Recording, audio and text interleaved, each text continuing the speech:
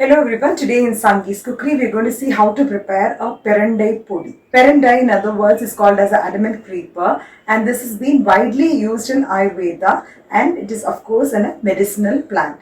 The main usage of Pirandai is it heals the bone fracture and it also promotes the bone health. So if you have any bone related problems, it is always better to use the Pirandai every day. So it is very difficult to make a Pirandai every day because of the unavailability of the Velded Grape or the Pirandai. But if you prepare it in a powder form, you can always mix this with rice every day and have at least 1 or 2 balls before you start your sambar or any other meals. So today we are going to see how to prepare the Pirandai Podi using the Pirandai or the adamant creeper. So before we go into the recipe, if you are watching my video for the first time, I would request you all to subscribe to my channel and also click on the bell icon for further interesting recipes and notifications. I've taken a small bunch which is consisting of around 7 to 8 sticks like this from my garden. This is Pirandai or the Velded Grape. This is a creeper. I've taken a small lemon sized tamarind, 1 teaspoon of jeera, 1 teaspoon of black pepper, 1 tablespoon of till or the sesame seeds, quarter cup of the toor dal, 1 cup of the urad dal. I have taken a mixture of both black and white urad dal. If you want to do it only with black urad dal also you can do it, but I have taken a mix of both. 2 tablespoons of chana dal, 10 to 11 red chillies or as per spice level, and some amount of rock salt, and around 6 to 7 turkey berry shape solid asafoetida. Gingelli oil or the sesame oil required for frying, some fresh curry leaves which I have washed it and kept. First, I have actually washed all the Velded Grape or the Pirandai. So I have taken the tender ones so that it can be easily fried in oil. So I'll tell you how to cut this. There is an intersection or the node in between one Pirandai to another. So you need to cut it in that node like this. And then there are some sharp edges. So we need to peel that either with a peeler or with a knife. You can just take off the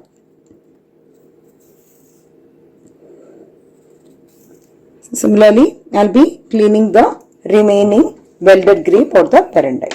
So I have actually peeled the sharp edges on the 4 corners. Now what we're going to do is we're going to chop it into small pieces and we'll fry it in oil. And very important thing which I want to tell you is before starting the preparation, we need to smear the hands with coconut oil. Otherwise what happens is this particular creeper will create some kind of itchiness in your hands. So in order to avoid this, it is always better to smear some coconut oil in your fingers. This is a very important tip which I wanted to pass it on. So first we're going to add some gingelli oil, say about 4 to 5 tablespoons of gingelli oil, and we're going to fry the Velded Grape or the Pirandai. So I'm just adding the chopped Pirandai, and let's fry the Pirandai until it changes color. So now you can see that it's in a nice green color. It has to slightly turn into brown color. Till that time we need to fry this Pirandai or the Velded Grape. Now you can see that the Pirandai is slightly changing color, though it's not completely become brown. Slightly the green color is slightly faded off. So we are frying, and this particular oil, after frying we can actually save this oil. If we have any knee pain or any kind of back pain. So this particular oil is actually sold in all Ayurveda shops. It is called as the Pirandai oil or the Velded Grape oil. This is an excellent pain relief oil as well. Now I can see that the Pirandai is fried well. The color of the Pirandai is also turned into brown color. So now I am just going to take this and keep it aside. So now you can see that the Pirandai is got fried well, and there's so much of oil. So now I'm going to use this oil as a pain relief oil. So I'm going to keep this oil aside. Now in the same pan, I have actually kept the remaining oil aside. Just kept only 1 teaspoon here, and in this I'm going to fry the urad dal. As I told you, I'm adding a mix of the black and the white urad dal. Keep the flame in low and keep frying. So in order to save time, I am also adding the red chillies along with the urad dal. Once the urad dal is actually half fried, I have added the red chillies. We will also add the chana dal. I am just going to fry it along with the urad dal. White urad dal is slightly turned brown in color and the chana dal is also turned brown in color. Now we are going to transfer this to a plate before we add the next ingredient. Now in the same pan, I will be adding the toor dal and let's fry this for a few minutes. And we will be frying the toor dal until it turns into a brown color. Once the toor dal is half fried, I am adding the peppercorns as well as the jeera. Let's fry this for a few minutes. Once the toor dal is got fried into a nice brown color, we will be transferring all these ingredients, the black pepper, jeera as well as the toor dal to the plate. Now in the same pan, I am just adding some more gingelli oil, say about half a teaspoon, and I will be adding the asafoetida. So while frying the asafoetida, I am also adding the tamarind. It's always a good practice to take out the tamarind or just pinch out the tamarind like this and add it. I am also adding the curry leaves, which I washed it and kept it. Let it fry nicely until the moisture completely gets absorbed. There is no measurement for the curry leaves, the more the merrier. We all know about the health benefits of the curry leaves. So it's very good.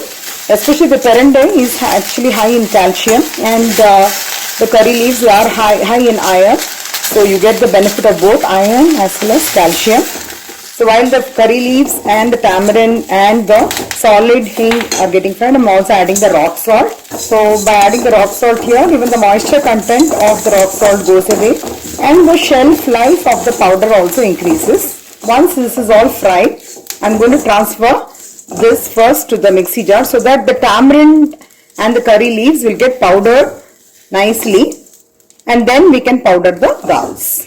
So as I told you, I have added the curry leaves and the tamarind along with the hing and rock salt, and I have also added the red chilli. So first we will grind this and then we will add the fried dals and grind it.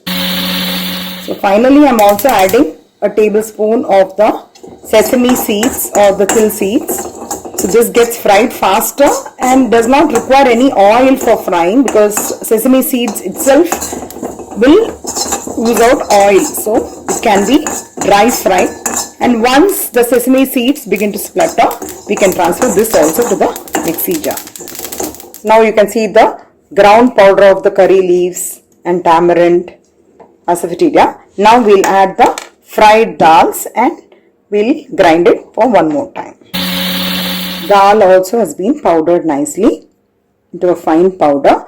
The color of the dal is slightly brown in color because of the black urad dal. But so finally we will be adding the items which has not been powdered like sesame seeds and the velded grape. We will be adding it in the mixie and we are going to make it into a fine powder. Finally we are adding around quarter teaspoon of the powdered jaggery. This is again optional and just to balance the taste because we have added the tamarind and along with the velded grape and the tamarind, adding jaggery will actually balance the taste. I have actually ground all the ingredients and we can mix it up nicely. So this can be had along with hot rice. So just having a spoon of this in the hot rice and with ghee tastes really yum. And even if you have made some sambar or anything, it's always better to start this meal with 1 spoon of Pirandai powder because this is very good for the bones and growing children, and especially even for the elders it is very good. So I hope you'll all try out this recipe, and if you like it, please share it with your friends and relatives. Have a great day.